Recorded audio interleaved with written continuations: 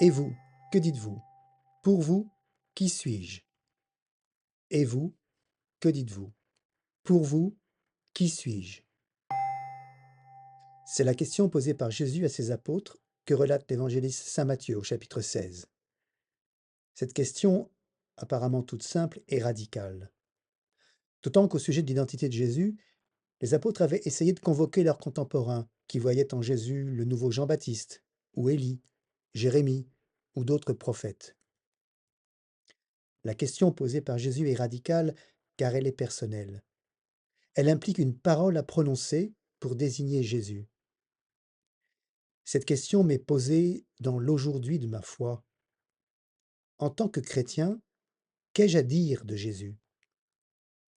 Les paroles du credo que nous prononçons en tant que baptisés disent Jésus et le désignent comme le Fils unique du Père. Toute notre foi tient dans la réponse que j'apporte au qui suis-je. C'est parce que nous reconnaissons la filiation divine de Jésus que nous pouvons comprendre son sacrifice sur la croix et sa résurrection. Dans cet extrait d'évangile que nous lisons pour fêter les apôtres Saint Pierre et Saint Paul, il y a une dialectique dynamique entre la communauté et l'individu.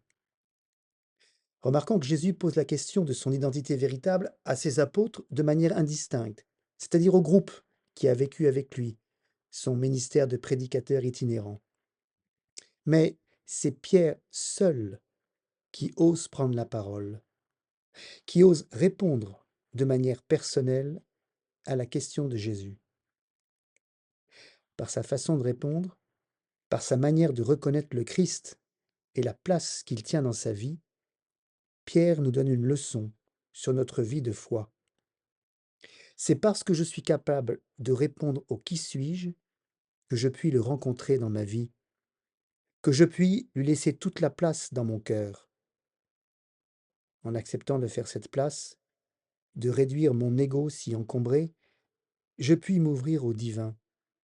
Je puis vivre de cette vie véritable offerte par le Christ ressuscité. Alors, à mon tour, il m'est offert d'être source pour porter la bonne nouvelle du salut à mes contemporains. Cherchez, vous trouverez, frappez, on vous ouvrira. Bon dimanche.